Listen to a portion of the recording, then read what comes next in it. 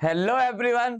तो कैसे हैं आप लोग? आई होप बढ़िया ही होंगे। मैं पंकज राजपूत, आपका बायोलॉजी मेंटर, आपके अपने फेवरेट एक्सपी क्लासेस चैनल पर आपका स्वागत, जहां पर आपको बिल्कुल फ्री एजुकेशन प्रोवाइड कराई जाती है ताकि आप अपने जीवन में बहुत कुछ हासिल कर सके।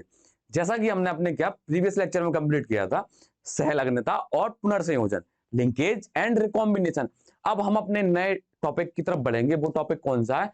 लिंग निर्धारण या सेक्स डिटर्मिनेशन।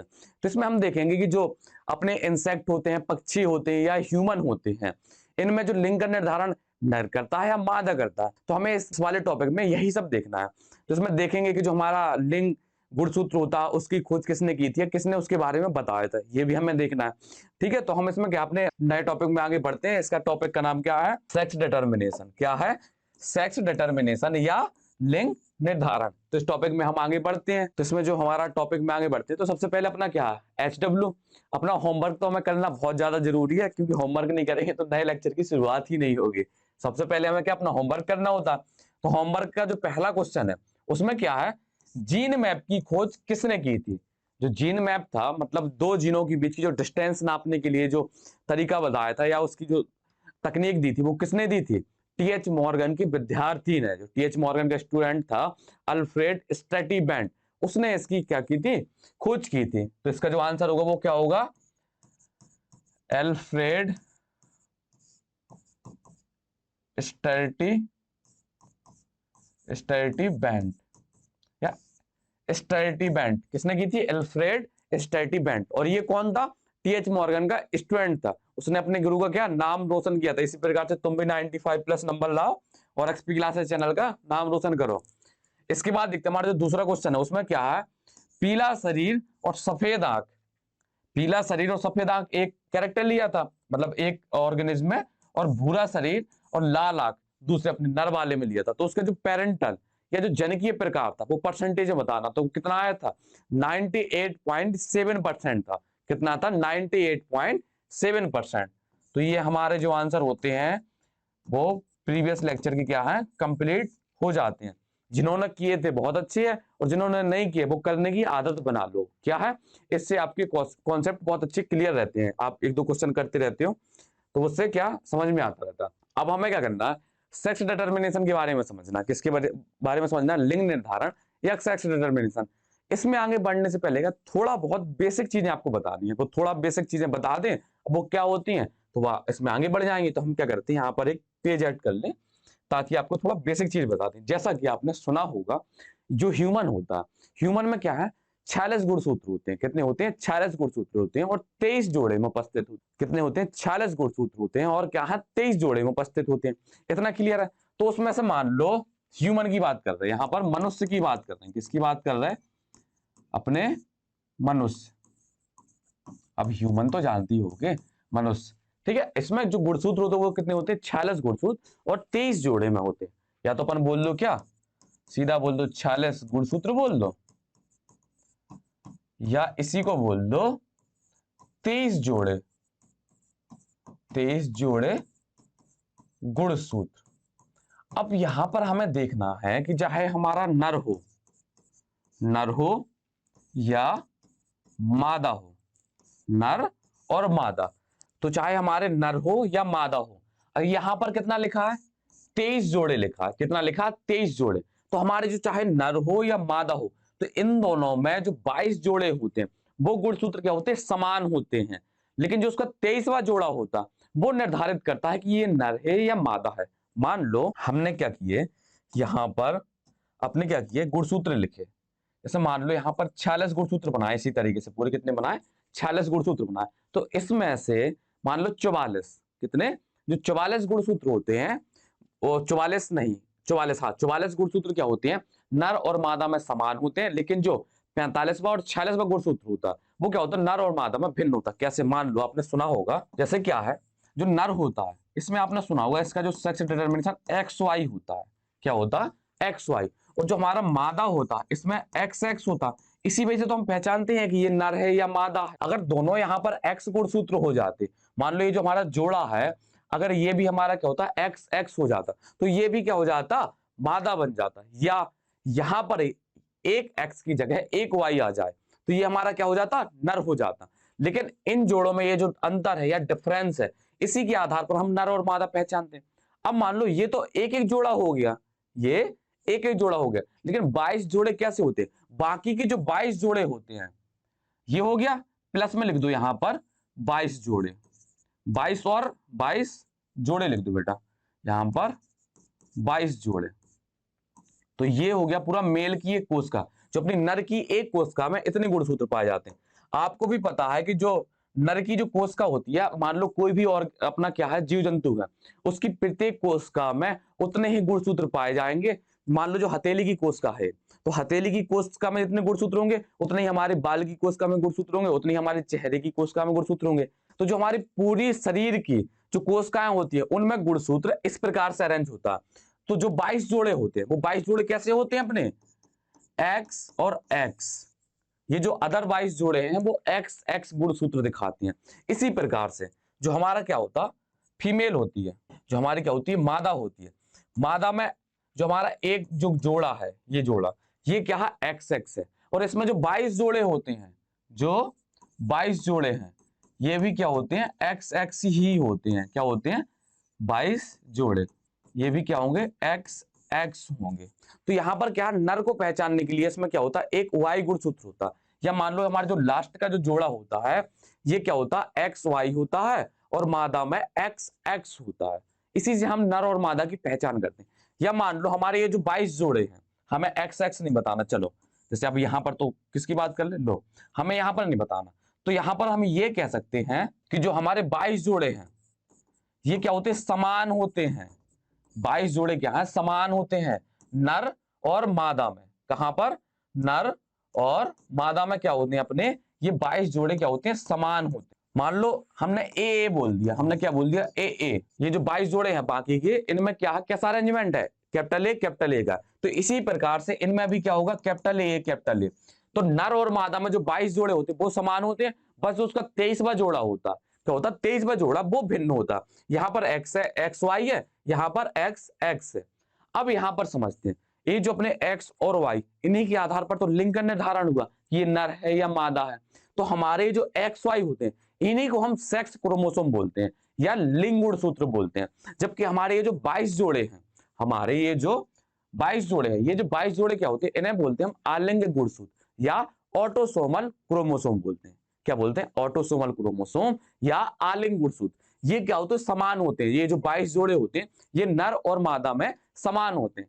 इसी प्रकार से हम मान लो कोई भी एक ऑर्गेनिज्म ले लें, क्या ले लें, कोई भी एक जीव जंतु ले लें। हमने मान लिया यहाँ पे पक्षी ले लिया, नहीं पक्षियों में केस उल्टा हो जाता। मान लो हमने गाय ले ली, क्या ले ली, गाय ले ली हमने, यहाँ पर गाय ले ली।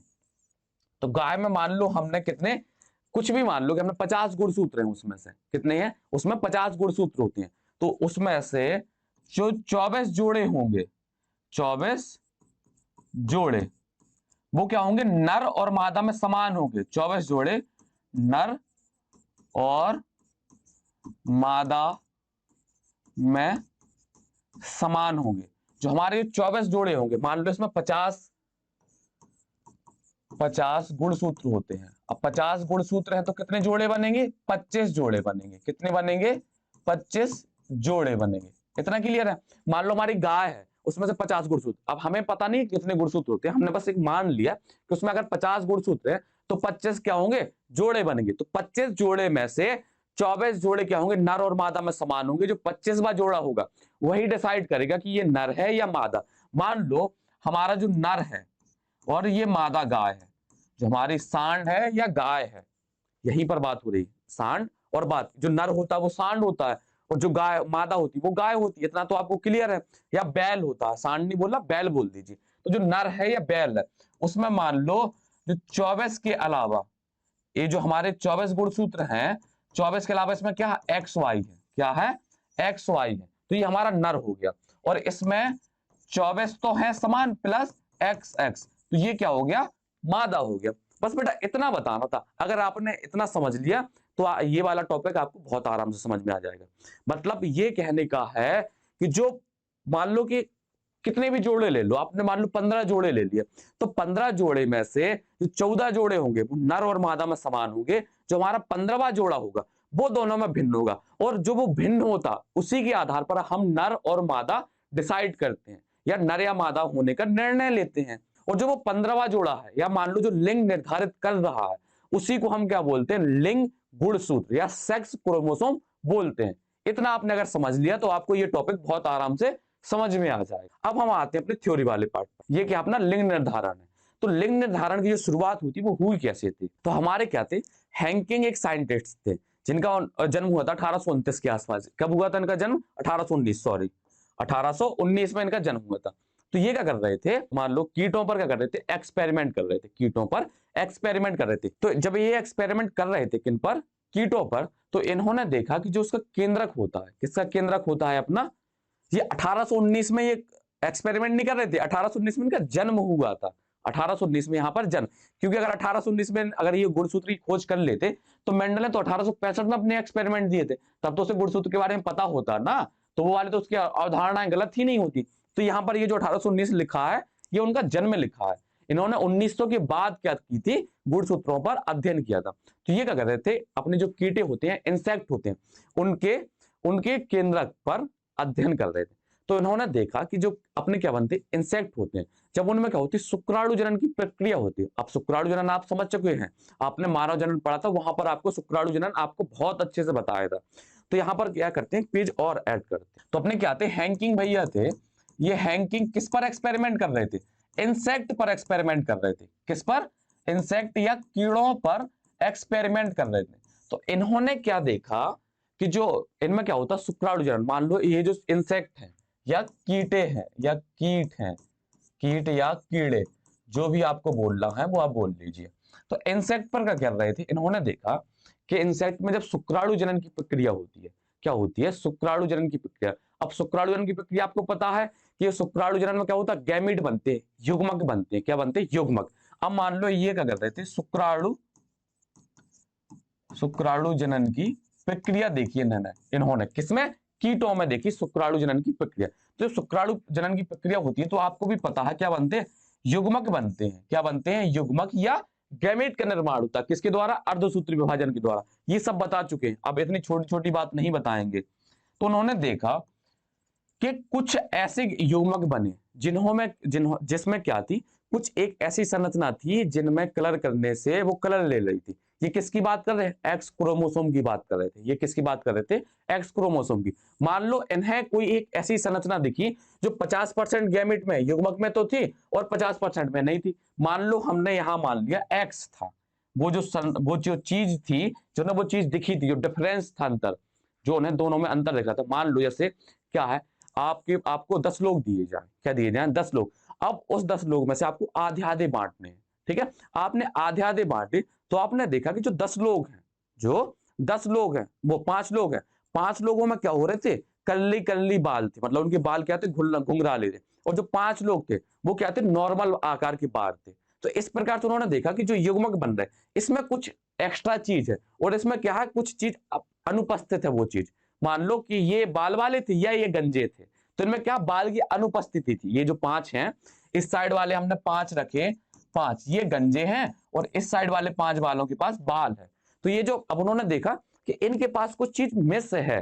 क्या थी वो मिस, बाल। इसी प्रकार से यहां पर उन्होंने देखा कि जब ये दो युग्मक बने, इंसेक्ट में या जो कीड़े में क्या हुआ, शुक्राणु जनन की प्रक्रिया हुई। शुक्राणु जनन की प्रक्रिया के बाद क्या बनी, युग्मक बने। ये हमारे क्या है, युग्मक है बेटा, युग्मक या गैमीट। ये आपको पता होना चाहिए, इतना बेसिक नहीं जाएंगे हम। अगर आपको देखना है तो आप ह्यूमन रिप्रोडक्शन जाइए, वहां पर हमने आपको बताया मानव जनन। तो उन्होंने देखा कि जो युग्मक बने उसमें से 50% के पास, अब ये 50% ये है, 50-50 दो बने हैं तो 50-50 होगा। तो 50% के पास तो कुछ संरचना थी, कुछ ऐसी एक संरचना थी, और 50% के पास वो संरचना अनुपस्थित थी। तो ये जो संरचना उन्होंने पाई थी, इसे उन्होंने नाम दे दिया था एक्स बॉडी। क्या दे दिया था, एक्स बॉडी। अब देखो क्या हुआ, शुक्राणु जनन की प्रक्रिया हुई, यहां पर युग्मक बन गया। मान लो ये नर था, क्या था, ये जो अपना कीट है ये क्या है, नर है।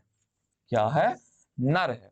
अब यहां पर हम बात करें किसकी, मादा की। तो इसको थोड़ा सा छोटा करते हैं ताकि यहां पर आ जाए। ये हमारा जो कीट है वो क्या था, नर था। उसमें क्या हुआ, शुक्राणु जनन की प्रक्रिया हुई तो उससे युग्मक बने। ये एक युग्मक के पास, इस वाले युग्मक को हम क्या करते हैं, थोड़ा डिफरेंट कलर से बना दें ताकि आपको समझने में दिक्कत ना हो।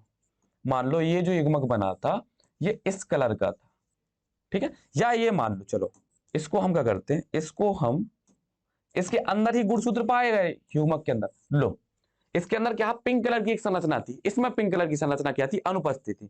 मान लो इसको हम क्या करते हैं, हटा देते हैं। लो इसमें पिंक कलर की संरचना थी और इस वाले में पिंक कलर की संरचना उपस्थित नहीं थी। आपको थोड़ा यही समझना है बस। अब मान लो यहां पर हमने क्या लिया, मादा लिया, हमने यहां पर क्या लिया, मादा कीट लिया, हमने क्या लिया, मादा कीट। अब आपको भी पता है कि मादा जो कीट होता है, मादा फीमेल में क्या होता है, अंड जनन की प्रक्रिया होती है। क्या होती है उसमें, अंड जनन की प्रक्रिया। तो इसमें क्या हो रहा, अंड जनन हो रहा, अंड जनन की प्रक्रिया हो रही। अब अंड जनन की प्रक्रिया हुई तो इससे भी हमें क्या होगा, युग्मक बनेंगे, और उन युग्मक को हम क्या बोल देते हैं, अंड बोलते हैं या अंडा बोलते हैं। आपको भी पता कि जो मुर्गी देती है वो अंडे ही होते हैं, या जो फीमेल बनाती है वो किसके, अंडे का निर्माण करती है या एग का निर्माण करती है। इतना क्लियर है। तो उन्होंने देखा कि जो मादा है उसमें अंड जनन हो रही, तो उसमें तो समान पूरी तरीके से दोनों में बराबर बराबर तरीके से वो चीज है जो यहां पर एक में अनुपस्थित थी, इसमें दोनों में वो चीज क्या उपस्थित थी। अब इन्होंने क्या किया, इनके बीच निषेचन कराया, इनके बीच क्या कराया, निषेचन कराया। तो उन्होंने देखा कि जब इनके बीच निषेचन कराया तो जिनके पास, अब ये क्या है, युग्मक है, ये क्या है, युग्मक। अब युग्मक में जब निषेचन होता है, या मान लो अंडा या शुक्राणु में, अपने स्पर्म और ओवम में क्या होता है, जब निषेचन होता तो उसी से क्या बनाता, नया जीव बनाता। तो उन्होंने देखा कि जब यहां इनके बाद निषेचन कराने के बाद यहां पर कुछ संतानें प्राप्त हुई। क्या हुई, संतानें प्राप्त हुई। मान लो कीट है तो हम कीट ही बना दें, मान लो ये हमें संतानें प्राप्त हुई, ये संतानें हमें प्राप्त हुई, ये संतानें हमें, आपको निषेचन तो बेटा पता है, निषेचन में कोई दिक्कत नहीं होनी चाहिए। ये हमें मान लो 2 संतानें प्राप्त हुई। तो इस उन्होंने देखा कि ये जो संतान है इसके पास जो गुणसूत्र है वो XX है, वो क्या है, XX है, और इस वाले में जो गुणसूत्र है वो X0। मतलब ये यहां पर ये 0 बना बेटा, या इसको आप सीधा लिख सकते हैं, केवल X लिख सकते हैं। क्या लिख सकते हैं, सीधा केवल X। तो उन्होंने देखा कि जिस वाले कीट के पास XX 2X आ गए तो वो तो क्या हो गया, अपना मादा हो गया, वो क्या हो गया, मादा हो गया। और जिनके पास X और नॉट था वो क्या हो गया, नर हो गया। तो उन्हें एक चीज ये तो समझ में आ गई थी कि 50% के पास क्या थे, अपने पास कुछ ऐसी अलग संरचना थी, और 50% के पास वो संरचना क्या थी, अनुपस्थित थी। तो उन्होंने देखा कि जिनके पास वो संरचना अनुपस्थित थी, वो वाला युग्मक जब अंड के साथ निषेचन करता है तो वो किसका निर्माण करता है, नर का निर्माण करता है। और जिसके पास वो स्पेशल संरचना, उस स्पेशल संरचना को उन्होंने एक्स बॉडी या एक्स काय का नाम दिया था। तो हम क्या बोलते हैं, जिनके पास वो एक्स बॉडी थी, जब वो किसके साथ जाती है, अंड के साथ जाती है, तो वो किसका निर्माण करती है, फीमेल का निर्माण करती है, मादा का निर्माण करती है। इतना क्लियर है। तो हैंकिंग ने क्या किया था, उन्होंने केंद्रक में एक ऐसी संरचना दिखी थी जिसे उन्होंने क्या बोला था, एक्स बॉडी बोला था। इतना क्लियर है।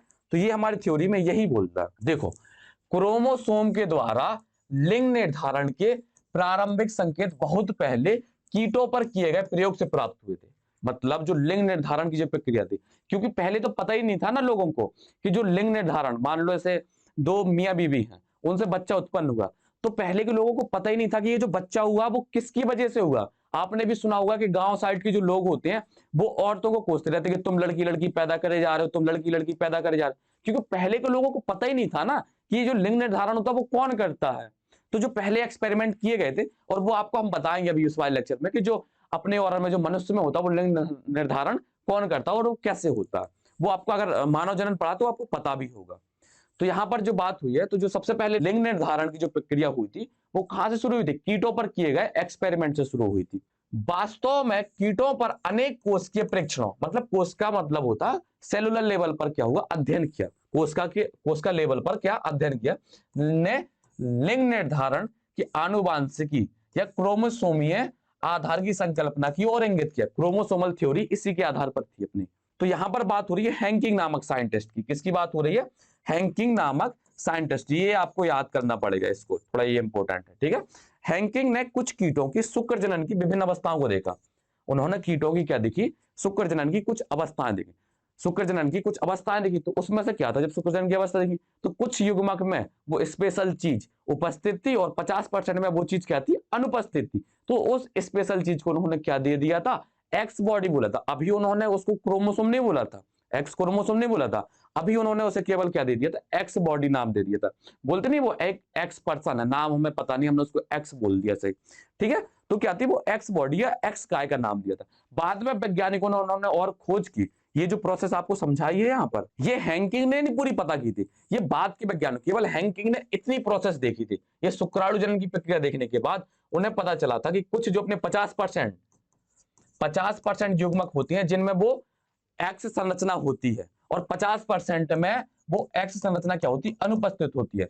बाद में और वैज्ञानिकों ने जब इन पर अध्ययन किया तो तब उन्होंने जाके पता किया कि इसे हम क्या बोलते हैं, एक्स क्रोमोसोम बोलते हैं, या सेक्स क्रोमोसोम भी बोलते हैं। सेक्स क्रोमोसोम क्यों, क्योंकि यही तो लिंग का निर्धारण कर रहा। जब ये वाला एक्स मादा के एक्स के साथ मिलता है, तो जब दोनों एक्स हो जाएंगे तो क्या होगा, मादा बनेगा, और जब केवल एक सिंगल एक्स रहेगा तो वो क्या, नर का निर्माण करेगा। तो यहां पर ये वाली लाइन हमारी पता हो गई, तो केंद्रीय संरचना का पता लगाया था। अब यहां पर क्या, उन्होंने यह भी देखा कि 50% शुक्राणुओं में शुक्र जनन के बाद यह संरचना देखी जाती है, जबकि 50% में क्या होती है, ये अनुपस्थित होती है। इतना क्लियर है। हैंकिंग ने इस संरचना को उन्होंने एक्स का या एक्स बॉडी नाम दिया था, लेकिन इसके महत्व को भी समझा नहीं पाए। उन्होंने नहीं बताया था कि ये क्या होता, लिंग निर्धारित करता। उन्होंने बस ये बताया था कि 50% के पास क्या है, वो संरचना है, और 50% के पास क्या, वो संरचना नहीं है। मतलब जैसे हम बता दें कि 50% के पास बाल है, 50% टकले। अब वो क्यों है, किस रीजन से, ये उन्होंने कुछ नहीं बताया, तो उन्होंने बस देख के बता दिया था इनके पास बाल है, इनके पास बाल नहीं है। तो बाल वालों को उन्होंने बाल वाले व्यक्ति, उनको टकला बोल दिया, बिना बाल वालों को। ये तरीका होता है एक समझने का। अब इसमें देखते हैं, अन्य वैज्ञानिकों ने अगले शोध कार्यों से यह निष्कर्ष निकाला कि हैंकिंग का जो एक्स बॉडी था, वास्तव में वो ही क्या था, क्रोमोसोम ही था। क्रोमोसोम ही क्या करता है, अपने या गुणसूत्र क्या करता है, लिंग का निर्धारण करता है। इसलिए इसे बाद में एक्स क्रोमोसोम कहा गया। हैंकिंग ने नहीं कहा था इसे एक्स क्रोमोसोम, इसे उन्होंने केवल एक्स काय बोला था। यह भी देखा गया कि बहुत से कीटों में लिंग निर्धारण की क्रिया विधि X0 प्रकार की होती है, अर्थात सभी अंडों में अन्य क्रोमोसोम के अलावा एक अतिरिक्त क्रोमोसोम भी होता है। इस वाली प्रोसेस को हम बता रहे, इस लाइन को समझ। बाद में जब अध्ययन हुआ तो बाद में जब उन्होंने देखा कीटों में क्या होता है कि जो अपने नर होते हैं उसमें, जैसे आपको बताया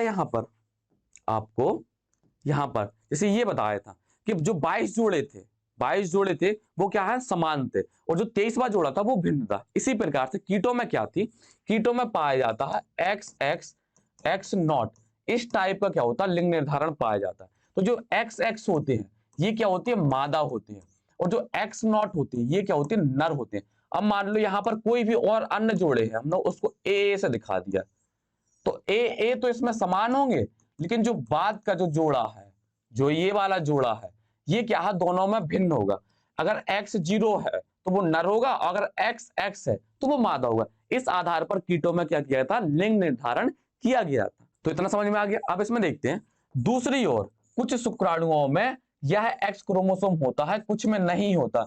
एक्स क्रोमोसोम सहित शुक्राणु द्वारा निषेचित अंडे मादा बन जाते। मतलब जो अपने शुक्राणु थे, अगर उनके पास एक्स है और उन्होंने अंडा को निषेचित कर दिया, अब एक्स वाला अंडे को निषेचित करेगा तो जो हमारा जाइगोट बनेगा या युग्मनज बनेगा उसमें एक्स एक्स आ जाएंगे। क्यों, क्योंकि अंडे के पास तो ऑलरेडी एक्स है और शुक्राणु के अपना एक्स वाला आ गया, तो दोनों क्या हो गए, एक्स एक्स वाले हो गए। तो उसने किसका निर्माण कर दिया, मादा। अगर जो हमारा शुक्राणु है जिसके पास एक्स अनुपस्थित है, मान लो 0 है, उसके पास एक्स उपस्थित नहीं है, अगर उसने जाकर के अपने अंड को निषेचित किया, अंड के पास ऑलरेडी क्या है, एक्स है, तो एक ही एक्स रहेगा, क्योंकि उस शुक्राणु के पास तो एक्स है नहीं है। तो जो X0 वाला था वो अपना किसका निर्माण किया था, उसने नर का निर्माण किया था। इतना क्लियर है बेटा। शुक्राणु रहित से निषेचित होते हैं, फिर नर बनते हैं।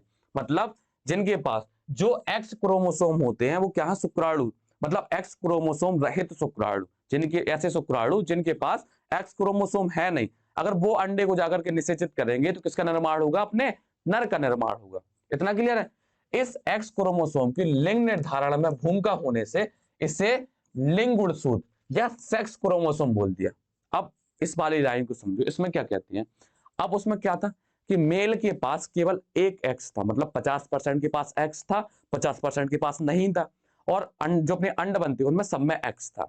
तो क्या है, अगर 50% जो एक्स वाला अगर वो निषेचित कर रहा अंड को, तो वो क्या कर रहा, मादा का निर्माण कर रहा। और जो शुक्राणु जिनके पास एक्स नहीं है, तो वो किसका निर्माण कर रहे हैं, नर का। तो इस प्रकार से अगर देखा जाए तो वो एक्स ही तो निर्धारित कर रहा नर और मादा में। अगर 2 एक्स हो गए तो मादा, अगर 1 एक्स रहा तो वो नर। इसी आधार पर उसे हमने क्या बोल दिया था, लिंग गुणसूत्र बोल दिया था। जो लिंग का निर्धारण करे वो क्या क्या होता, अपना लिंग गुणसूत्र होता। तो शेष क्रोमोसोम को आलिंग गुणसूत्र, क्योंकि एक जोड़ा। अब आलिंग गुणसूत्र आपको बता चुके, ऑटोसोम किनको नाम दिया था, जो लिंग निर्धारण में सहायता ही नहीं करते। लिंग निर्धारण में कौन सी सहायता कर रहे थे, जैसे अपने ह्यूमन के केस में एक्स एक्स होता वो मादा होती, एक्स वाई क्या होती, फीमेल होती। तो ये अपने क्या होते, लिंग गुणसूत्र होते, ये लिंग गुणसूत्र का जोड़ा होता। और जो 22 जो बाकी जोड़े बचे वो अपने क्या होते, आलिंग गुणसूत्र होते या ऑटोसोमल क्रोमोसोम होते। ये आपको यहां पर समझना पड़ेगा। आलिंग गुणसूत्र कभी भी लिंग निर्धारण में सहायता नहीं करते, वो अपने क्या होते हैं, आलिंग गुणसूत्र होते हैं, जो 22 जोड़े बाद में बचते हैं। इतना क्लियर है। नाम दिया गया, जैसे अपना टिड्डा है, टिड्डा एक इंसेक्ट आपने देखा होगा। टिड्डा एक्स नॉट प्रकार के लिंग निर्धारण का एक उदाहरण है। ग्रास होपर आपने देखा होगा, चौमासे के टाइम अभी जो अपनी बरसात का सीजन चल रहा, तो घास वगैरह आपने ग्रीन कलर का टिड्डा देखा होगा। तो उसमें जो लिंग निर्धारण होता है वो कैसा होता है, x x and x not type का। अगर एक्स नॉट टाइप का होगा तो वो मेल होगा, और एक्स एक्स टाइप का होगा तो वो फीमेल होगा। इतना क्लियर है।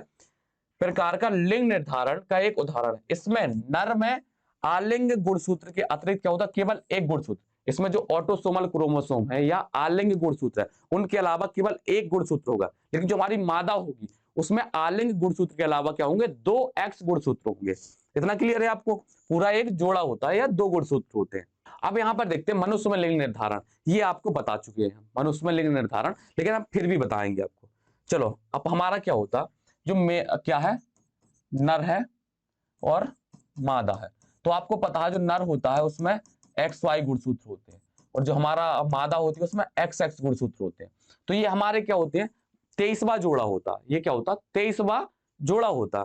अब मान लो हमारा ये जो है, इसमें क्या है, ए ए, हमने ये ऑटोसोमल लिख दिया बेटा, क्या लिख दिया, ऑटोसोमल। इसी प्रकार से इसमें भी क्या होंगे, ए ए। ये ए ए कितने होंगे, ये होंगे 22 जोड़े। कितने होंगे ये, 22 जोड़े। और ये भी कितने होंगे, 22 जोड़े। ठीक है बेटा। अब मान लो हमने यहां पर क्या किया, शुक्राणु जनन की प्रक्रिया की। क्या की, शुक्राणु जनन की प्रक्रिया की। तो मान लो यहां पर 2 युग्मक बने। क्या बने, 2 युग्मक। तो a प्लस एक्स ये बना, और दूसरा हमारा युग्मक क्या बना, a प्लस वाई, ये युग्मक बना। इसी प्रकार से हमने यहां पर क्या किया, अंड जनन की प्रक्रिया की। तो यहां पर क्या बना, a प्लस एक्स बना, और यहां पर क्या बना, a प्लस एक्स बना। इतना क्लियर है। अब मान लो हमारा ये शुक्राणु है, इस अंडाणु के पास गया, तो इसने क्या बना दिया बेटा, इसने बना दिया ए प्लस एक्स वाई। तो आपको भी पता है अगर एक्स वाई दिख जाए तो वो क्या होता, मेल होता है। क्या होता है, मेल होता है। और ये मेल किसने निर्धारित किया, ये जो नर है वो किसने निर्धारित किया, इस वाई के आधार पर। किसके आधार पर निर्धारित हुआ, वाई के आधार। अब देखो, जैसे इस वाले को हम ले लें, ये वाला जो हमारा शुक्राणु है वो इसके पास गया, तो यहां से जो हमें संरचना मिलेगी वो क्या मिलेगी, ए प्लस एक्स एक्स। अब आप यहां पर एक चीज देख रहे होंगे कि जो हमारा मादा है, मादा ने क्या किए कि जो दोनों अंड बने उनमें क्या है, दोनों समान है। उसके जो दोनों अंडाणु है वो क्या है, समान है। इसमें भी एक्स है, इस वाले अंड में भी एक्स है। लेकिन जो हमारा नर होता है उसमें जो शुक्राणु बनते हैं वो दोनों अलग अलग बनते हैं। यह होते हैं अपने हेट्रोगैमेट शो करते हैं, हेट्रोगैमेटी शो करते हैं। इतना क्लियर है।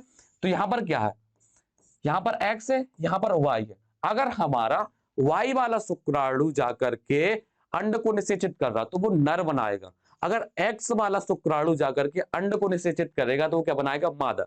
इस आधार पर हम कहते हैं कि हमारा जो नर होता है ये डिसाइड कर देता है कि लड़का होगा या लड़की होगी, ना कि अपनी मादा। क्यों, मादा तो हमेशा एक्स एक्स वाले अंड बनाती है, लेकिन जो हमारा नर होता ये बनाता है एक्स और वाई वाले अंड बनाता। इतना क्लियर है बेटा। तो आज से आपको पता चल गया कि जो मनुष्य में लिंग निर्धारण होता है वो किसके आधार पर होता है, अपने नर के शुक्राणु के आधार पर, कि नर का जो शुक्राणु बना उसमें एक्स गुणसूत्र है या वाई गुणसूत्र है। अब देखते हैं मनुष्य में लिंग निर्धारण। इन परीक्षणों की प्रेरणा से लिंग निर्धारण की क्रियाविधि को समझने के लिए अन्य जातियों में भी अन्वेषण प्रेरित किए गए। मतलब जब क्या हो गई थी, लिंग निर्धारण जब शुरू हो गया था तो फिर सब जातियों में चेक किया गया था। तो उन्होंने देखा कि कई अन्य कीटों तथा मानव समेत स्तनधारियों में XY प्रकार का लिंग निर्धारण देखा जाता। ऐसा नहीं कि सब प्रकार के कीटों में केवल XX और X नॉट था, कुछ कीट अपने ऐसे थे जो XY प्रकार का भी गुणसूत्र शो करते थे। जहां नर और मादा दोनों में गुणसूत्र संख्या क्या होती है, समान होती है। गुणसूत्रों की संख्या तो समान है, लेकिन जो गुणसूत्र का प्रकार है वो क्या होता है, भिन्न हो जाता है नर और मादा में। नर में एक क्रोमोसोम तो X होता है, पर उसका जोड़ीदार स्पष्टतः छोटा होता है और Y गुणसूत्र कहलाता है।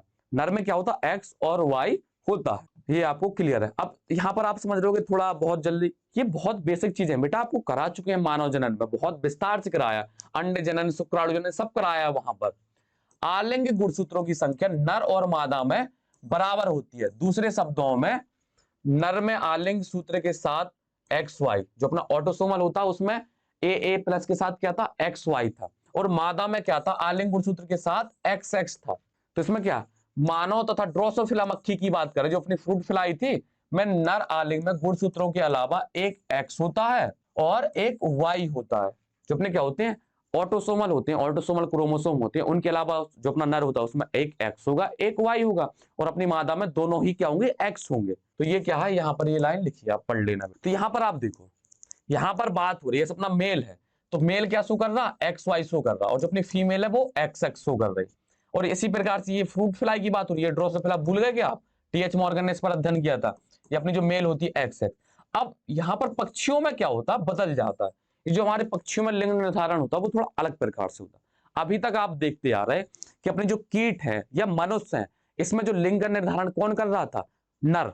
कौन कर रहा था, नर। देखिए पक्षियों में क्या होता, उल्टा हो जाता। पक्षियों में जो लिंग निर्धारण होता वो किसके द्वारा होता, मादा के द्वारा होता। जो अपने पक्षी होते हैं, पक्षी में क्या होता है,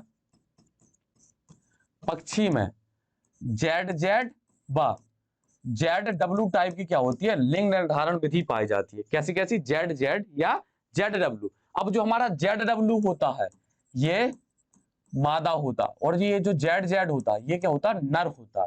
अब आप देखोगे यहां से आपको स्पष्ट दिख रहा होगा कि जब मादा है तो मादा से जो हमारे अंड बनेंगे वो एक Z वाला बनेगा और एक W वाला बनेगा। लेकिन जो हमारे नर हैं इनसे दोनों से ही क्या बनेंगे, Z बनेंगे। क्या बनेंगे, Z। अब क्या है, अगर ZZ जुड़े तो उन्होंने किसका निर्माण कर दिया, नर का निर्माण कर दिया। अगर Z और W जुड़ेंगे तो किसका निर्माण हो गया, उसका मादा का निर्माण हो गया। किसका निर्माण हो गया, मादा। ये हमारा क्या होता, नर होता है, ये हमारा क्या होता, मादा होता। तो आपको पता चला कि जो पक्षी होते हैं, पक्षियों में जो लिंग निर्धारण होता है वो कौन करता है, अपनी मादा करती है। जैसे मुर्गी, मुर्गा नहीं करता लिंग निर्धारण, कौन करती है, मुर्गी। तो इसमें तो दोष दे सकते हैं कि तुम मुर्गी मुर्गी क्यों पैदा कर रही, तुम मुर्गी मुर्गी, इनको दोष दे सकते हैं, लेकिन ये गलत बात है। उनमें भी चलता होगा, जैसे अपने में समाज वगैरह होता है, इसमें भी समाज होता होगा, उनको भी ताने मिलते हो। क्या पता है इसमें ताने इनको देते हो, पुरुषों को ताने मिलते हो कि तुम मुर्गी मुर्गी पैदा करे जा रहे हो, जबकि यहाँ बेचारा वो तो कुछ कर ही नहीं रहा। वो तो अपने एक समान तरीके क्या शुक्राणु उत्पन्न कर रहा, बस जो मुर्गी है वो दो प्रकार के अंडे उत्पन्न कर रही है, एक Z वाला एक W वाला। अगर W वाला अंडाणु Z वाली से निषेचित होगा तो क्या होगा, मादा का निर्माण करेगा। अगर Z वाला जो अंड है वो Z वाले Z नर से क्या होगा, किसका निर्माण करेगा, नर का निर्माण करेगा। इतना क्लियर है। तो आपको बस इतना बताना था कि जो पक्षियों में लिंग निर्धारण होता है वो किसके द्वारा होता है, अपने किसके द्वारा होता है, अपने मादा के द्वारा। अच्छा ये लाइन अभी वहां की रहेगी, मनुष्यों द्वारा लिंग निर्धारण कि ऊपर के विवरण में आपने दो प्रकार के लिंग निर्धारण पढ़े हैं, अर्थात X0 टाइप का पढ़ा है आपने, XY टाइप का। अब यहां पर बात ये हो रही है कि जैसे X0 टाइप का है तो ये भी विषम है, XY टाइप का भी क्या है, विषम है। अगर XX होते तो वो तो सम हो जाते, यहां पर भी XX था तो भी सम था। इसके यहां पर बात ये कर रही है कि जो लिंग निर्धारण करता, चाहे वो X0 वाला हो चाहे XY वाला हो, तो जो लिंग निर्धारण करता वो कौन करता, नर करता है। कौन करता, नर करता। तो यहां पर देख रहे हैं दोनों में ही नर दो प्रकार की युग्मक पैदा करते हैं। यहां पर भी देखा जाए तो एक 0 वाला होता है, एक X वाला होता है। यहां पर एक Y वाला होता है और एक X वाला होता है। तो ये क्या करते हैं, लिंग निर्धारण यही करेंगे क्योंकि क्या कर रहे हैं, विषम बना रहे हैं। तो जो या तो X क्रोमोसोम सहित होंगे या उनके रहित होंगे। कुछ गुणसूत्र में X क्रोमोसोम और कुछ में Y क्रोमोसोम, इसके आधार पर ये थ्योरी आपको लिखी है, आप पढ़ सकते हैं, आप मैंने अपने हाथ से लिखी है। इस प्रकार की लिंग निर्धारण की क्रियाविधि को हम क्या बोलते हैं? विषम युग्मकता बोलते हैं। क्या बोलते हैं? विषम युग्मकता। क्यों बोलते हैं विषम युग्मकता? इसमें विषम युग्मक ही तो बन रहे। अगर समान प्रकार की युग्मक बनते होते तो समयुग्मकता बोलते हैं। अब विषम प्रकार की युग्मक बन रहे तो हमने क्या बोलते हैं? विषम युग्मकता बोलते हैं। अब ये यहाँ पर आ गया पक्षियों में लिंग निर्धारण। पक्षियों में लिंग निर्धारण आपको समझा चुके हैं, वही है। बस इसको क्या करना है हमें? इसकी थ्योरी बस रीड कर लो। कुछ अन्य जीवों जैसे पक्षियों में दूसरे प्रकार की लिंग निर्धारण क्रिया पाई जाती है। अभी तक सब में कौन नर क्या जिम्मेदार था बच्चे पैदा करने के लिए, या लड़का या लड़की पैदा करने के लिए? लेकिन पक्षियों में क्या है? मादा जिम्मेदार होती है। क्या? नर और मतलब बच्चा और लड़का और लड़की पैदा करने में। तो इस विधि में क्रोमोसोम की कुल संख्या नर और मादा दोनों में समान होती है। गुणसूत्रों की संख्या तो समान होगी, लेकिन जो भिन्न होगी गुणसूत्र अपना, जो लिंग गुणसूत्र होता है वो क्या होता है? भिन्न होता है। किंतु मादा द्वारा लिंग गुणसूत्र के लिहाज से दो भिन्न प्रकार के युग्मकों का उत्पादन होता है। वो कौन कौन से थे? अपने जेड डब्ल्यू वाले। एक जेड बनाती है, एक डब्ल्यू बनाती है। अर्थात मादा क्या है? विषम युग्मकता पाई जाती है, और मादा ही डिसाइड करती है कि नर बनेगा या मादा बनेगा। पूर्व वर्णित लिंग निर्धारण से भिन्नता प्राप्त करने प्रदान करने के उद्देश्य से पक्षियों के लिंग क्रोमोसोम को जेड और डब्ल्यू। अब यहाँ पर इस वाली लाइन को हम थोड़ा बता दें आपको। यहाँ पर ये जो लिखी है, थोड़ा हिंदी हो सकता है कठिन हो। पूर्व वर्णित लिंग निर्धारण से, मान लो अभी तक हम लिंग जो कर रहे हैं, लिंग निर्धारण पढ़ते आ रहे हैं, तो उसमें क्या था? एक्स और वाई का ही जिक्र किया हमने। अब उससे क्या था? पक्षियों में थोड़ा विपरीत हो जाती कहानी। अगर हम यहाँ भी एक्स वाई का जिक्र करेंगे तो थोड़ा कंफ्यूजन बढ़ जाती है। इसलिए हमने जो अपने क्या थे, पक्षियों का जो लिंग निर्धारण दिखाने के लिए हमने जेड डब्ल्यू का उपयोग कर लिया था। इतना क्लियर है? बस ये बोल रही बोला है। इन जीवों में मादा में एक जेड और एक डब्ल्यू क्रोमोसोम होता है, जबकि नर में आलिंग गुणसूत्र के अलावा दोनों क्या होती हैं? जेड गुणसूत्र का एक जोड़ा पाया जाता है, और अपनी क्या मादा ही डिसाइड करती है। अब आते हैं हम कहां पर? मधुमक्खियों में लिंग निर्धारण। मधुमक्खियों में थोड़ा 3 प्रकार की प्रजाति पाई जाती है। आपको बता दें, इसमें क्या होती है? एक रानी होती है, एक वर्कर होता है, और एक ड्रोन होता है। ड्रोन वो नहीं जो मुंह मतलब शादियों वगैरह में आपने उड़ते देखा होगा, आपकी खाना खाना खा रहा है या आपका वीडियो बन रहा, वो वाला ड्रोन नहीं। मधुमक्खियों में ही क्या होती है? प्रजाति होती है। मतलब मधुमक्खियों का ही एक अंश मान लो। जैसे अपने में नर और मादा मतलब लड़का लड़की होते हैं, इसी प्रकार से मधुमक्खियों में क्या होते हैं? 3 होते हैं। एक रानी होती है, वर्कर होते हैं, और एक होते हैं ड्रोन। अब आपको इसको हम अपने डायग्राम के थ्रू समझाएंगे तो शायद अच्छा क्लियर होगा। जो हमने आपको बनाया, देखो यहाँ पर हमसे अच्छी आर्ट बनती नहीं है, तो हमने क्या किया आपके लिए ये वाले क्या आर्ट ऐसी बना दी है ताकि आपको समझ में आ जाए कि यहाँ पर क्या है। ये जो पिंक कलर की संरचना दिख रही है, ये मधुमक्खी रानी मधुमक्खी है। यहाँ पर आपको ये जो येलो कलर की संरचना दिख रही है, ये जो मधुमक्खी है ये ड्रोन मधुमक्खी है, ठीक है। और यहाँ पर आपको ये जो ग्रीन कलर की संरचना दिख रही है, ये क्या होती है?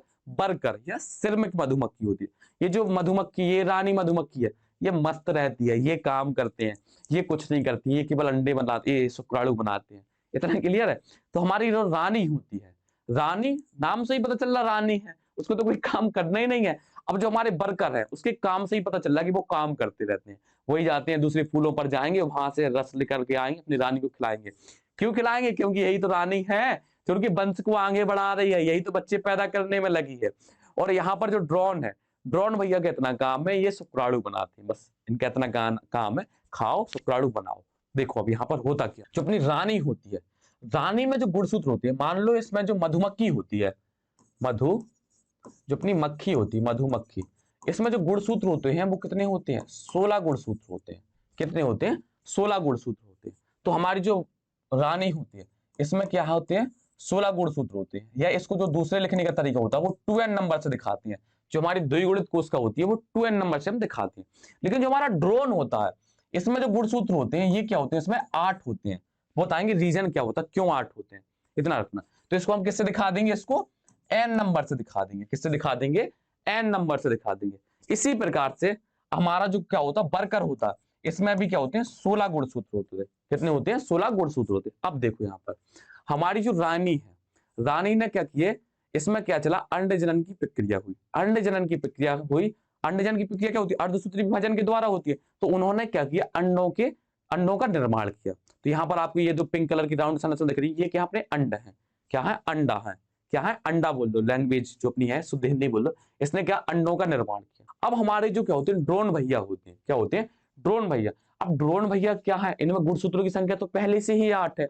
अगर ये क्या कर दें, समसूत्री विभाजन कर दें, तो जो हमारे शुक्राणु बनेंगे उसमें तो गुणसूत्रों की संख्या 4 हो जाएगी, फिर तो वो पूरा गुणसूत्र का लेवल ही बिगड़ जाएगा ना। तो यहाँ पर क्या होती है, जो ड्रोन भैया है ये जो शुक्राणु जनन की प्रक्रिया करते हैं, क्या करते हैं यहाँ पर क्या चल रहा है, शुक्राणु जनन चल रहा है बेटा। क्या चल रहा है, शुक्राणु जनन। तो शुक्राणु जनन पे कैसा चल रहा, समसूत्री विभाजन के द्वारा। तो आपको भी पता है कि जब समसूत्री विभाजन होते हैं तो उसमें गुणसूत्रों की संख्या आधी नहीं होती है। तो हमारे जो स्पर्म बनेंगे या शुक्राणु बनेंगे उसमें भी जो गुणसूत्रों की संख्या होगी वो क्या होगी, एन होगी।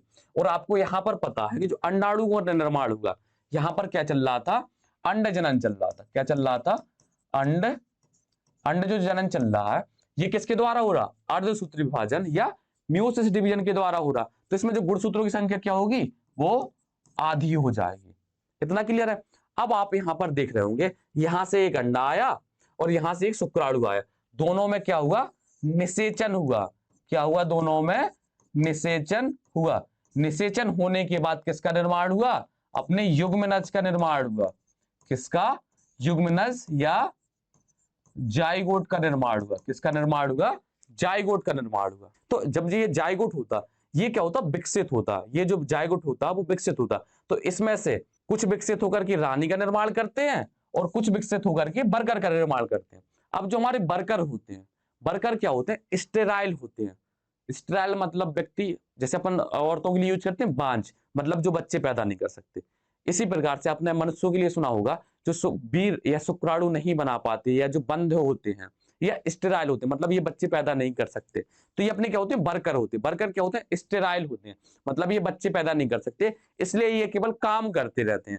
ये क्या होते हैं, काम। आपने म्यूल के बारे में सुना होगा, खच्चर के बारे में, वो भी अपना क्या होता है, स्टेराइल होता है, वो बच्चे नहीं पैदा करता कभी। तो इसी प्रकार से वो, इसलिए आपने देखा वो लगातार काम करता रहता है। वो ताकतवर इसलिए ज्यादा होता है क्योंकि उसके शुक्राणु ही बर्बाद नहीं होते। इसी प्रकार से हमारा क्या होता है, बर्कर होता है। क्या होता है, बर्कर। बर्कर क्या होता, ये क्या होता, बंद होता है या स्टेराइल होता है। ये क्या होता, बंद मान लो। बंद मतलब होता है जो कभी बच्चे ना पैदा कर पाए, या स्टेराइल। बंद या स्टेराइल। जो हमारी रानी होती है, ये तो रानी है, ये फर्टाइल है, ये बच्चे पैदा कर सकती है। तो आप समझो, अब यहां पर आप एक यहां पर देख रहे होंगे, तो यहां पर क्या है, रानी ने अंडे दिए। अब अंडों से क्या होता है कि अंडों का निषेचन नहीं हुआ, अंडों का निषेचन नहीं हुआ। डायरेक्ट अंडे से क्या होगा, किसी मधुमक्खी का निर्माण हो जाए। डायरेक्ट अंडे से ही मधुमक्खी का निर्माण हो गया, वहां पर निषेचन नहीं हुआ। तो जब डायरेक्ट मधुमक्खी का निर्माण हुआ तो वो किसका निर्माण होता है, ड्रोन का निर्माण होता है। किसका निर्माण होता है, ड्रोन। आपने भी पार्थिनोजेनेसिस पढ़ा होगा, कहां पर, किसमें, पुष्पीय पादपों में लैंगिक जनन में आपने किसका, पार्थिनोजेनेसिस के बारे में सुना था, जिसमें बिना निषेचन किसका निर्माण होता था, फल का निर्माण होता है। तो यहाँ भी बिना निषेचन की किसका निर्माण हो रहा, मधुमक्खी का निर्माण हो रहा। तो इसे हमने क्या बोल दिया, पार्थिनोजेनेसिस बोल दिया। क्या बोल दिया, पार्थिनोजेनेसिस। अब बिना निषेचन के द्वारा जिस मधुमक्खी का निर्माण होता है उसे हम क्या बोलते हैं, ड्रोन बोलते हैं। इसलिए जो ड्रोन होता है, अब इसमें यहां पर देखो, हाँ, जो ड्रोन होता है उसमें गुणसूत्रों की संख्या क्या होती है, एन होती है। यहां पर निषेचन हुआ था, एन इसके मिले, एन इसके मिले, तो हमारा जो जाइगोट होता है वो क्या था, 2n। 2n या 16 गुणसूत्र होते हैं। तो हमारा जो बर्कर होता है और जो रानी होती है, उन दोनों में क्या होती है, 16 गुणसूत्र होते हैं। लेकिन जो हमारा ड्रोन होता है, ड्रोन में कितने, 8 गुणसूत्र होते हैं। कितने होते हैं, 8 गुणसूत्र होते हैं। इतना क्लियर है बेटा आपको। तो जो हमारी रानी होती है वो अंडों का निर्माण करती है, जो हमारा ड्रोन होता है वो शुक्राणु का निर्माण करता है। लेकिन शुक्राणु का निर्माण कैसे करता है, समसूत्री विभाजन के द्वारा। और जो रानी होती है वो अंडाणुओं का या एग का निर्माण किसके द्वारा करती है, अर्धसूत्री विभाजन के द्वारा। दोनों का निषेचन हुआ, निषेचन के बाद जाइगोट बना या युग्मनज बना, उससे क्या हो गया, नई मधुमक्खी बनी। अगर नई मधुमक्खी कैसी है, फर्टाइल है, अंडे उत्पन्न कर सकती है, तो वो रानी होगी। और जो क्या है, अंडे उत्पन्न नहीं कर सकती, तो वो अपने क्या होते हैं, बर्कर होते हैं। और बर्कर ही क्या होते हैं, काम करते रहते हैं। और बर्कर अपने क्या होते हैं, बच्चे पैदा नहीं कर सकती, स्टेराइल होते हैं। और डायरेक्ट अंडे से, डायरेक्ट अपने एग से किसका निर्माण हो जाए, समसूत्री विभाजन के द्वारा ड्रोन का निर्माण हो जाए। किसका निर्माण हो जाए, ड्रोन का। तो उसे हम क्या बोलते हैं, वो ड्रोन क्या होता, अगुणित होता है या 8 गुणसूत्र होते हैं। जो ड्रोन होता है, क्या होता, ड्रोन। अब ड्रोन का कोई पिता नहीं होता। कैसे, अब आपने देखा कि अंड से निर्माण हुआ, मतलब इसकी मम्मी तो है, मम्मी कौन है, रानी है, लेकिन इसके पिता नहीं है। इसके क्या है, पिता नहीं है। लेकिन यहां पर बर्कर का पिता कौन है, ड्रोन है। और रानी का पिता कौन है, ड्रोन है, क्योंकि इसने अपने शुक्राणु दिए। तो अपना क्या है, वर्कर और रानी का तो पिता होता है, लेकिन ड्रोन का कोई पिता नहीं होता। ड्रोन के क्या होते हैं, दादाजी होते हैं। ड्रोन के क्या होते हैं, दादाजी होते हैं, या ड्रोन के क्या होते हैं, पोते होते हैं। ड्रोन के कभी पुत्र भी नहीं होते, क्योंकि जो हमारी रानी होती है और वर्कर, ये दोनों क्या होती है, फीमेल होती हैं। ये दोनों क्या होती है, फीमेल। जो हमारा ड्रोन होता है ये क्या होता है, मेल होता है। ये और बताना था आपको, जो हमारा ड्रोन होता है ये क्या होता है, मेल होता है, या ये नर होता है। जो हमारी रानी और वर्कर होते हैं, रानी और ये जो वर्कर होती है, ये हमारी क्या होती है, फीमेल होती है। ये दोनों मादाएं होती हैं। ये क्या होती हैं, दोनों मादा होती हैं। इतना क्लियर है आपको। तो जो हमारा ड्रोन होता है इसका पिता नहीं होता, इसका क्या होता है, दादा होता है। इसकी केवल मम्मी बस होती है। मम्मी बस क्यों, क्योंकि ये क्या अंडे से उत्पन्न हुआ है। शुक्राणु का इसमें कोई योगदान नहीं है इसमें बनने, तो इसके पिता तो हुए नहीं ना, लेकिन इसके क्या होते हैं, दादा जरूर होते हैं। इसके क्या होते हैं, दादा जरूर होते हैं। और इसी प्रकार से पोते भी होते हैं। तो यहाँ पर क्या करते हैं, मधुमक्खियों में लिंग निर्धारण पढ़ते हैं। मधुमक्खी में लिंग निर्धारण मधुमक्खी द्वारा प्राप्त गुणसूत्र समुच्चय की संख्या पर निर्भर करता है। जो मधुमक्खियों में लिंग निर्धारण किस पर निर्भर करता है, कि जो हमें गुणसूत्र प्राप्त हुए, अगर उसके पास डबल गुणसूत्र मतलब 16 गुणसूत्र होंगे तो या तो रानी होगी या वर्कर होगा। और क्या अगर 8 गुणसूत्र होंगे तो वो क्या होगा, ड्रोन होगा। और जो अपनी रानी और वर्कर थे वो क्या थी, अपनी मादा थी, जबकि हमारा जो ड्रोन होता है वो नर होता है। इतना क्लियर बेटा। एक शुक्राणु एवं एक अंड की युग्मन से उत्पन्न संतति एक मादा होती है। मादा कौन कौन सी, रानी तथा श्रमिक। श्रमिक अपने वर्कर विकसित होते हैं, तथा एक अनिश्चित अनिषेचित अंड से, निषेचित अंड से निर्माण होता है किसका, ड्रोन का निर्माण होता है। किसका निर्माण होता है, ड्रोन। या पुम पुम मधुप, मधुप मतलब होता है मधुमक्खी और पुम मतलब होता है नर। ठीक है, तो नर ड्रोन का क्या होता है, निर्माण होता है, नर ड्रोन में विकसित हो जाता है। इसका अर्थ है कि नर में क्रोमोसोम की संख्या क्या होती है, मादा मधुमक्खी की अपेक्षा आधी होती है। आपको बता चुके हैं, मादा मधुमक्खी द्विगुणित होती है जिसमें 32 गुणसूत्र, अरे बेटा सॉरी, यहाँ पर 32 गुणसूत्र लिखने थे बेटा। कितने लिखने थे, 32 गुणसूत्र लिखने थे। इसके लिए आप हमें क्षमा प्रदान करें बेटा। तो यहाँ पर सब कहीं पर जहां पर द्विगुणित है वहां पर हमें 32 लिखना है। क्या लिखना है, 32 लिखना है। इसको आप साफ कर दीजिए। इसको यहाँ पर 8 की जगह 16 कर दीजिए बेटा, 8 की जगह 16 कर दीजिए और 16 की जगह 32 कर दीजिए। बस बेटा इतनी गलती हो गई, उसके लिए हमें क्षमा करें। आप क्या करें, क्षमा प्रदान करें। मास्टर से गलती हो गई है, भारी ब्लेंडर हो गया है, उसको आप क्षमा करें मास्टर आपको। तो अपने कितने होते, 16। ठीक है बेटा, तो ये हमने अपनी गलती सुधार दी है। तो जो हमारे क्या होती है, मादा मधुमक्खी होती है उसमें गुणसूत्र क्या होते हैं, 32 होते हैं। लेकिन जो हमारा ड्रोन होता है उसमें गुणसूत्र कितने होते हैं, 16। मतलब आधे हो जाते हैं गुणसूत्र। बस आपको कॉन्सेप्ट समझना, थोड़ी बहुत गलती तो चलती रहती है। अब गलती करेंगे तो उसके लिए सफाई देंगे हमारे साहब। अर्थात क्रोमोसोम से युक्त होते हैं, इसे क्या बोलते हैं, आगुणित द्विगुणित लिंग निर्धारण प्रणाली बोलते हैं। जो आगुणित होते हैं वो अपने ड्रोन होते हैं, द्विगुणित अपने क्या होते हैं, रानी और वर्कर होते हैं। जैसे कि नर समसूत्री विभाजन द्वारा शुक्राणु उत्पादित करते हैं, उनके पिता नहीं होते अतः उनके पुत्र नहीं होंगे, परंतु उनके पास क्या होते हैं, दादा होते हैं तथा उनके पोते होते हैं। जो अपना ड्रोन होता है, ना तो उनका पिता होता है ना उनके पुत्र होते हैं, उनके दादा होते हैं और उनके क्या होते हैं, पोते होते हैं। ये क्या है, एनसीईआरटी का डायग्राम है। तो यहाँ पर बहुत मतलब सीधा सीधा लिख दिया, आपको समझ में ही नहीं आएगा। मादा होते हैं उसके पास 32 गुणसूत्र है, और नर है उसके पास 16 गुणसूत्र है। उनमें हुआ समसूत्री विभाजन, समसूत्री विभाजन के बाद 16 गुणसूत्र वाला अपना क्या बना, युग्मक बना। और यहाँ पर क्या हुआ, अर्धसूत्री विभाजन हुआ, तो अर्धसूत्री विभाजन के बाद 16 गुणसूत्र वाले क्या बने, अपने युग्मक बने या अंडाणु बने। उनमें निषेचन हुआ तो 32 गुणसूत्र वाला मधुमक्खी बनी। अब मधुमक्खी 2 प्रकार की होती है, कौन कौन सी, रानी और वर्कर भी। तो ये वाला समझ में आ गया बेटा, यहाँ पर सुधार लेना। तो अभी क्या करते हैं, टुडे वी लर्न, हमने आज सीखा क्या है भाई, आज हमने क्या सीखा है ये आपको बताना है। एक्स बॉडी की खोज किसने की थी, ये आपको बताना है। मनुष्य में लिंग निर्धारण कौन करता है, नर से निर्धारण होता है या मादा से। पक्षियों में लिंग निर्धारण कौन करता है, मेल करती है या फीमेल करती है। और वर्कर मधुमक्खी के पास गुणसूत्रों की कितनी संख्या होती है। जो हमारे वर्कर गुणसूत्र होते हैं वो वर्कर मधुमक्खी होते हैं, उनके पास गुणसूत्रों की कितनी संख्या होती है ये आपको बताना है। वो वाले पेज की गलती सुधार लेना, उस पर ही नहीं लगे रहना कि मार साहब गलत बोल दिया गलत बोल दिया, उसको सही कर लेना, लास्ट में आके सही कर दिया। ठीक है बेटा, तो ये अपना क्या कॉन्सेप्ट क्लियर हो चुका, किसका, लिंग निर्धारण। लिंग निर्धारण हमारा टॉपिक पूरा क्या है, कंप्लीट है। अब इसके बाद हमें क्या पढ़ना है, उत्परिवर्तन या म्यूटेशन पढ़ना। तो इसके नेक्स्ट टॉपिक को हम कवर करेंगे, उत्परिवर्तन या म्यूटेशन। तब तक आप एक्सपी क्लासेस चैनल से जुड़े रहे, अपना प्यार बनाए रहें और अपने भैया को कमेंट सेक्शन में जाके बताया करो कि क्या हमें समझ में आया है या नहीं आया। आप कमेंट सेक्शन में जितना ज्यादा लिखोगे तो हमें उतना ही ज्यादा मोटिवेशन मिलेगा, उतना ही हम क्या अच्छा कंटेंट आपको और प्रोवाइड करेंगे और जोश के साथ। ठीक है, तो जुड़े रहिए एक्सपी क्लासेस चैनल के साथ। तब तक के लिए थैंक यू।